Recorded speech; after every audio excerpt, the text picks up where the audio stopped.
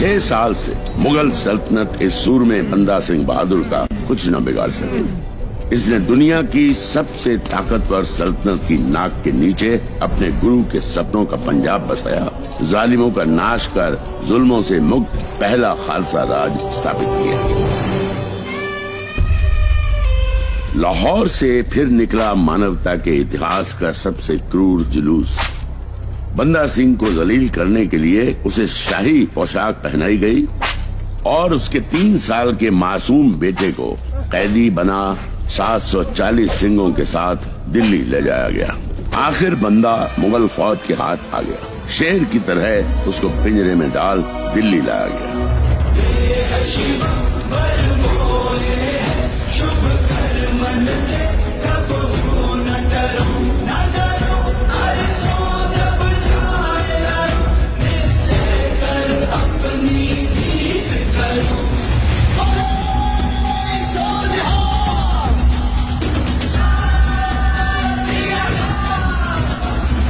शहनशाह हिंदुस्तान, ज्यादातर सिंगों को हमने पंजाब में ही ठिकाने लगा दिया है और बचे कुचों की अकल ठिकाने लगाने यहाँ दिल्ली ले आए हैं।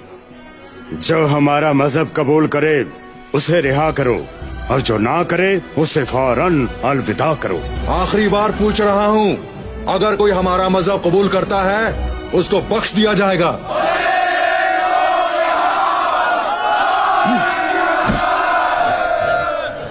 ओ सिपाहियों, लाओ एक को। उजलात पहले मैं। उजलात पहले मुझे मुक्ति दे। उसको पकड़ो। हर कैदी सिंह सबसे पहले शहीद होने के लिए उतावला था। रोज चढ़ते सूरज के साथ 100 सिंह कत्ल कर दिए जाते थे।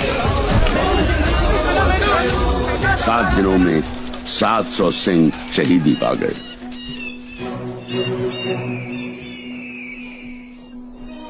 सात 700 सिखों को उनके साथियों के सामने ही कत्ल के लिए ले जाया गया। जनाब, फिर भी उनका फैसला नहीं बदला। हर कत्ल के बाद हमारी उम्मीदें घटती गई और उनके इरादे मजबूत होते गए। 3 महीने कैद में सड़ने के बाद भी ना तो कोई सिंह और ना ही बंदा अपना मजहब छोड़ने को तैयार है। सर कलम कर दो।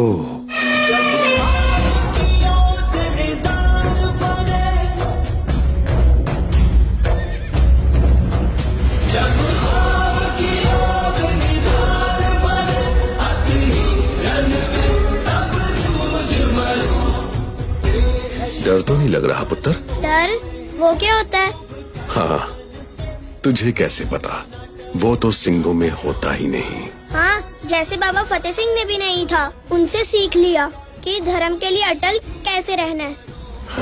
चल, हुक्म हुआ तो अपने बच्चे का खुद कत्ल करेगा।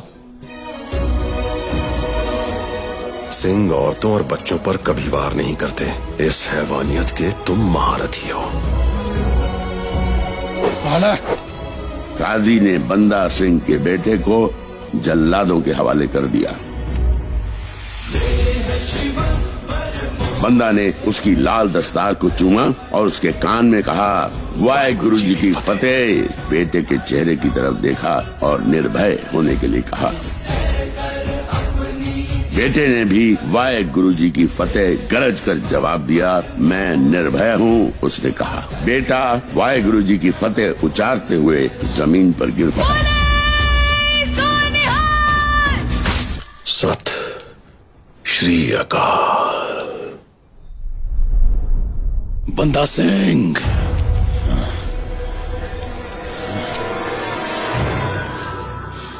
तेरी शांत आंखें मुझे डरा रही हैं। ये मेरे अंदर घुसती जा रही हैं। इन आंखों को फोड़, मैं तुझे अंधेरे में धकेल दूंगा, फिर तेरे टुकड़े टुकड़े करूंगा। हाँ। रुक क्यों गए? मेरी आंखों को तो फोड़ दोगे, लाखों और जो तुम्हें तुम्हारे पापों की याद दिलाएंगी, उन्हें कैसे फोड़ोगे?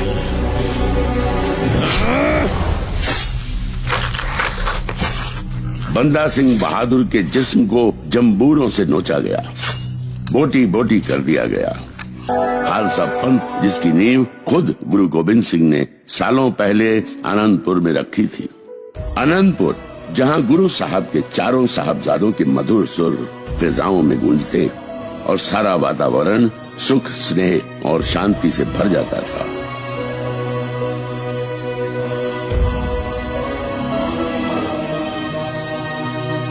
आनंदपुर साहब की रौनकों को किसी की नजर लग गई। धोखे से वजीर खान ने गुरु साहब से आनंदपुर का किला खाली करवा लिया और सरसा नदी पर आकर उनका सारा परिवार बिखर गया। 40 सिंहों और 2 बड़े बेटों के साथ गुरु साहब ने चमकौर की गढ़ी में डेरा लगाया। 10 लाख की फौज लेकर वजीर खान ने हमला बोल दिया। दुश्मन के साथ लड़ते हुए पहले बाबा अजीत सिंह शहीद हुए, फिर बाबा जुझार सिंह ने गुरु पिता से आशीर्वाद ले जंग में वीरगति प्राप्त की।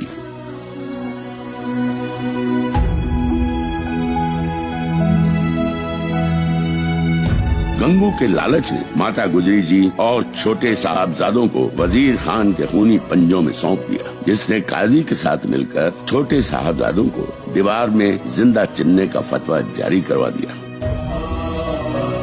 दीवार ने बच्चों की बहादुरी को सलाम किया और उनके कदमों में गिर पड़े। वजीर खान के इशारे पर जल्लादों ने बच्चों के सिर कलम कर दिए। गुरु साहब ने इस तरह सरबंसवार के मानवता की खातिर अपना फर्ज निभाया। 1708 सरहंद 3 साल बीत गए थे। जिस जगह पर छोटे साहबजादों को दीवार में चिनकर शहीद किया गया था, उस दीवार को वजीर खान ने टूटा हुआ इसलिए छोड़ दिया था ताकि वो भयानक दृश्य लोगों को उसकी दहशत की याद दिलाता रहे। पर उसके विपरीत लोग वहाँ आकर साहबजादों की स्मृति को प्रणाम करते। कईयों को तो वहाँ वाहेगुरु की आवाजें भी सुनाई देती। और तो और कोई श्रद्धालु हर महीने उनकी शहीदी के दिन वहाँ जोत जला जाता। कौन जला जाता पता नहीं चलता था। आज भी इस महीने की वही तारीख है। वजीर खान की दहशत के सामने वो कौन सा सिर था जो झुकने के लिए तैयार नहीं था।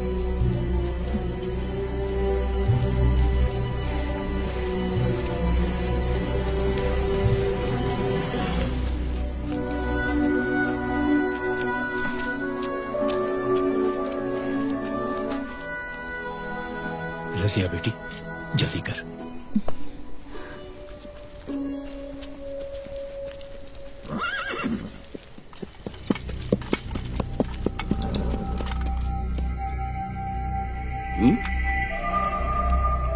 कमरुद्दीन, ये जोत किसने जलाई?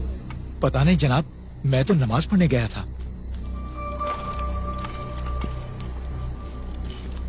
ओए मोहतरमा, इधर आओ। क्यों कमरुद्दीन, ये औरत अभी अभी यहाँ आई थी? जनाब, बेशक बुढ़ापे में मेरी नजर कमजोर हो गई है, पर अच्छे बुरे की पहचान है। इसे मैंने पहले यहाँ कभी नहीं देखा। ये जोत तूने जलाई है? जोत तो साहिबजादे अपने बलिदान की हमारे दिलों में जगा गए हैं, जो हमेशा जलती रहेगी। ए लड़की, दरोगा साहब के सामने ऊंचा बोलती है। चल भाग यहाँ से, नहीं तो बाकी हमदर्दों की तरह तुझे भी काल कोठरी में बंद कर दिया जाएगा। चल भाग यहाँ से। कमरुद्दीन। जी जनाब।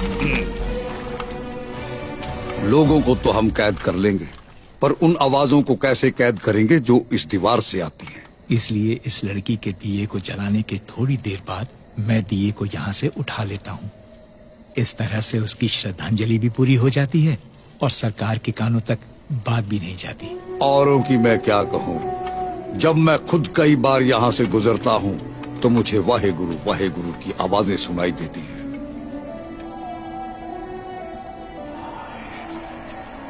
सुना जनाब?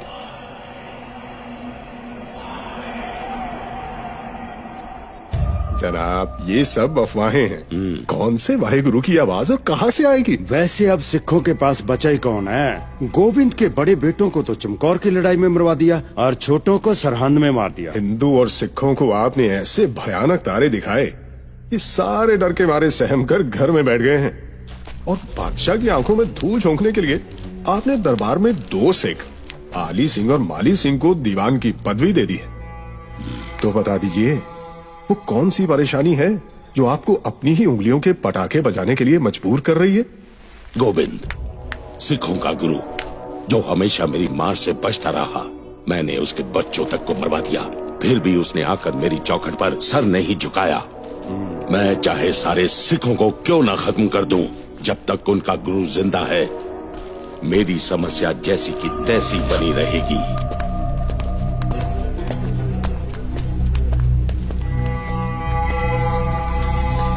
खान साहब, ये दोनों आपकी समस्या का हल करके दिखाएंगे। जिसका सर कलम हमारी तलवार ना कर सकी, क्या तुम उसका शिकार करोगे? जी हाँ, हमारे वार से मरेगा गोविंद और सदमे से मरेगी पूरी सिख कौम। तुम्हारे जवाब ने तो मेरी उम्मीदों के बंद दरवाजे खोल दिए। सुचानंद, इनकी झोलियां सौगातों से भर दो। जी। बादशाह गुरु को दक्षिण की तरफ ले गया है, उत्तर की तरफ ना आ पाए, और अगर कहीं जाए तो सीधा ऊपर जाए। जाओ।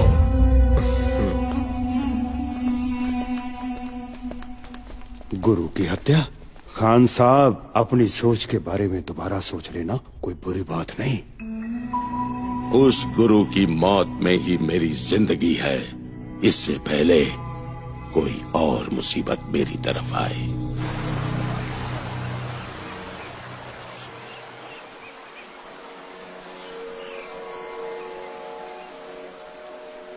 मोहन जी, मोहन जी, मोहन जी, मोहन जी, महंत जी, कोई अपने डेरे पर आया। आते ही उसने तो मटकी मर्यादा मिट्टी में मिला दी,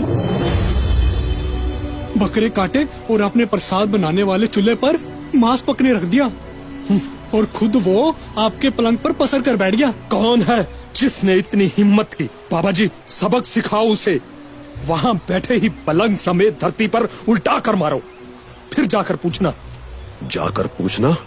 नहीं, अपनी शक्तियों को भेजकर पलंग समेत उसको यहीं बुलाऊंगा, अभी इसी वक्त तुम्हारे सामने।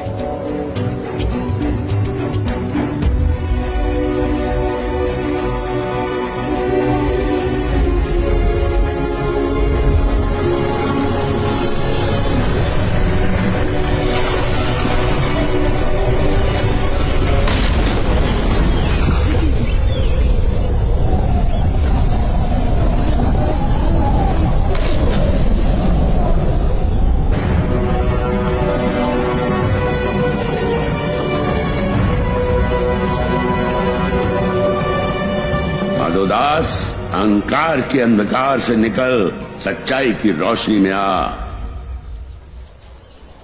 तुमने कुछ सुना? नहीं महंत जी, आपने तो कुछ भी नहीं कहा। माधोदास, परमात्मा की आवाज सिर्फ आत्मा सुन सकती है, और आत्मा की आवाज सिर्फ परमात्मा। केवल मंत्र ध्वनि जमाने से शांति नहीं मिलती, चित्त को शांत रखना भी जरूरी है। तू भटक चुका है माधोदास। आज पहली बार तेरे सभी तंत्र मंत्र बेअसर साबित हुए हैं।